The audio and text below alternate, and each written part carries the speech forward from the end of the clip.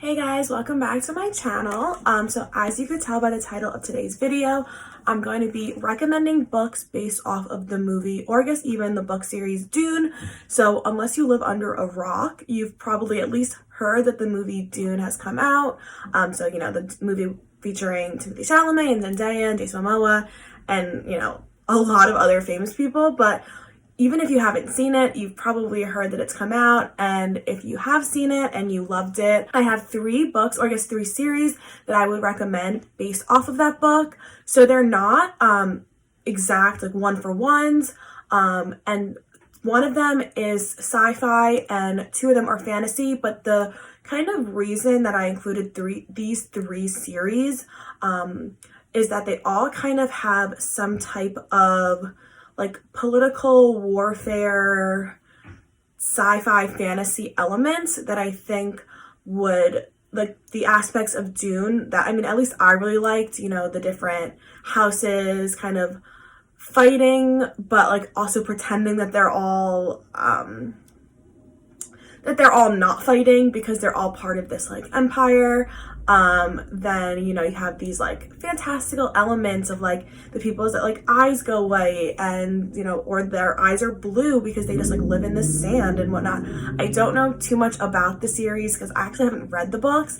I've only seen the movie, but based off of seeing that movie, I picked out these 3 series because I do think that they have enough similarities that if you really liked the movie, you will like these books. So I'm going to stop rambling, and if you want to get some book recommendations based off of the movie Dune, then just keep watching. Okay, the first series that I want to talk about is the Greenbow Saga, starting with Jade City by Fonda. I've talked about this series before on my channel. It's really good, and it's a little bit more sci-fi than fantasy, and I read a lot of fantasy and I recommend a lot of fantasy. So this is just slightly different than the normal books that I talk about because it is more of a sci-fi than just a true fantasy. So I would describe this book as a like Asian-inspired Sopranos. It takes place on the made-up island of Kekon, and Kekon is the only place in the world that produces jade, which is the kind of like this magical element that with the right blood and heritage you can get kind of like enhanced abilities by having this jade. And basically on this island we have 2 kind of feuding clans, and they both harness the power of jade to kind of stay in power over like, you know, the regular, you know, average people that just live on this island, and to kind of be kind of at war with each other. So basically kind of earlier in the history of this island, the clans used to be kind of united against like foreign forces of the rest of the world, but since there's kind of no war with other countries, there started to be kind of this infighting to try to, I guess, like be the like sole ruler of the island of Kekon. So basically the clans are kind of in this like cold war where like they're not outright attacking each other because like they don't want to kind of just like be fighting and everyone be dying, but they do kind of try to like do these little things behind the scenes to, you know, undermine the other clan. So this is where I'm kind of seeing like the Dune comparison, other than like kind of like the obvious ones, is like this kind of Cold War like strategy that we're seeing these clans partake in, where it's like, well, if I do this, this, and that, like what are they gonna do? And if we can be like sneaky about it and we can try to do all these things like, you know, under the rug or whatever that saying is, and they don't find out, then we can get an advantage. And, you know, if we kill this person, then they're going to retaliate. And it's just all this kind of like thinking of like, what can we do to gain power without causing an all-out war? Because obviously that will cause a lot of deaths and they don't want a lot of people to die, but they also want to kind of overpower the other clan. Another thing that I really like about this series is this kind of like jade element. So it's not super like high fantasy. There aren't like vampires or fae or witches or anything like that. It's kind of, again, the more of that sci-fi aspect than the true fantasy aspect of these, you know, regular people harnessing this kind of, you know, fiction stone in order to enhance their abilities. So they're faster, they're stronger, they're all of those types of things, but it's not like, you know, they don't become vampires.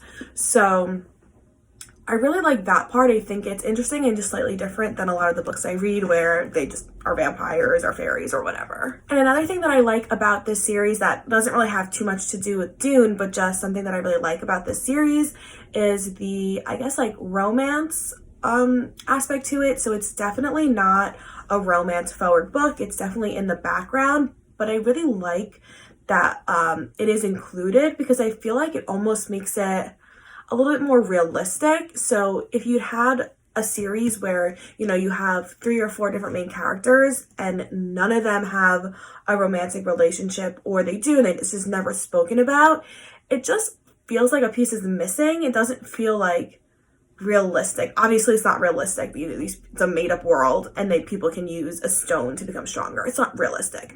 But having that really just helps to like build the characters. It gives you like this aspect of their lives that, you know, otherwise would just be completely not there. And then it's like, you know, this person is working all day and he's doing all these other like mundane tasks, and then it's like they never have any type of like romance in their lives. Like, okay, maybe you're talking about one person, but we're like following 4 different characters and none of them have that. It's like, Also, everyone loves a good little steam in their books, and if you say you don't, you're lying. So again, it has that steamy element that you like, that I like, and it kind of just builds the characters and, you know, just makes the book a little bit better, in my opinion. So yeah, the Greenbone series, Jade City by Fonda, definitely recommend, especially if you like the movie Dune. Okay, so the next series that I want to talk about is the Queen of the Tearling series by Erika Johansen, and this is another series that focuses a lot on kind of like political warfare and like feuding countries and peoples and all of that stuff that ties back into Dune, which is why it's included in this video. So in this book we follow our main character Kelsey. It's actually like I think the first book I read where the main character's name is Kelsey, so that was fun, but irrelevant. But we follow our main character Kelsey, and she is the heir to the Tearling. That's like the name of the country, and basically when she was born she was, I guess, like hidden with her, I think they're her grandparents, and she's basically raised in like this little home in like the country, and for her safety is kind of kept away from everything. But when she becomes of age and she is officially the queen, she is, I guess, like taken by her queen's guard to the capital and needs to basically tell her uncle, who's like the regent in her, basically while she was growing up, to, you know, it's time for you to go. I'm the queen. I'm the rightful queen. Thanks for holding my spot, but you gotta go. And he's basically like, nah, I'm chilling. Like, I want to be regent. I have everything I could want. I have all this power. And she's like, no, you actually really have to go. You suck and you just completely abuse the power and you don't help our country, which is like basically in shambles, which also, you know, really sets the stage for the second and then third book, which is Kelsey needs to basically like save this dying country. You know, there's like not enough food and there's not enough space, and you know, people are dying. And then also kind of in tandem with that is that her mom and her uncle have had this deal with this foreign queen that basically every month or every year they ship off like a handful, like hundreds, if not more, of their people to basically become slaves of this foreign country. And this was a deal that was made with this foreign country so that they wouldn't invade and just like, you know, kill everyone and take over. So they were like, to keep you appeased, we're gonna, you know, give you all of our people to use as slaves. And Kelsey has no idea, because again, she's been, you know, separate for her whole life. She has no idea that this is happening. And she's like, oh my God, this is absolutely unacceptable, and stops this kind of like slave trade. And then the foreign queen is like, that's not the deal we had. Like, if you don't send these slaves, we're gonna invade and we're gonna attack and we're gonna kill all of you.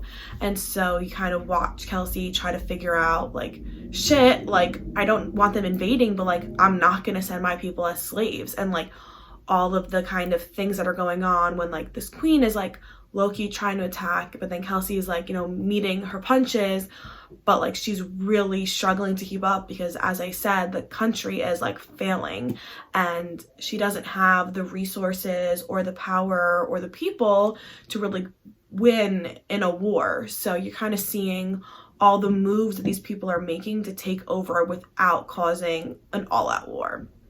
So I don't want to go into any more detail because I don't want to give anything away, but it's really interesting seeing kind of all the decisions that are going on. And then you also have this kind of fantastical element where Kelsey has this necklace. It's like a sapphire necklace, and it gives her these like abilities to kind of like do things with her mind, I guess, for lack of a better explanation. Like, you know, like looking at something and like setting it on fire, or like looking at something and being able to like move it across the room, right? So it kind of has this, again, kind of like science fiction, fantastical element of like this like stone that gives the person who's using it, or person that's wearing the necklace, powers. And then it's like, how can she use this to kind of give her an advantage at war without her having to like go on the front lines and like fight this battle, because obviously nobody wants her to do that. She's the queen. So there's a lot of stuff going on with like the war between the countries, and then Kelsey coming into power and being like, you know, not really knowing what she's doing, even though, you know, her grandparents raised her with the knowledge that she would always become queen. Obviously learning about it and then actually seeing and doing things is different. So we're watching Kelsey kind of become the queen that she was always meant to be, but she struggles. She, you know, she faces a lot of hardship, and she's not becoming queen for a country that's like doing great. It's like she comes in and it's, people are starving, people are dying, people are becoming slaves, and she comes in and she rocks the boat and just makes it even harder for herself than it was already going to be. So anyway, really good. Again, if you like Dune, please check out this book and let me know what you think.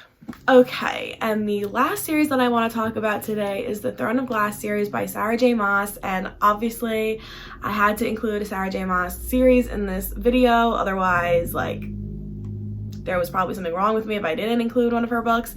But again, this is another series where we have a lot of, you know, feuding countries and feuding like royal families trying to fight for power without causing an all-out war.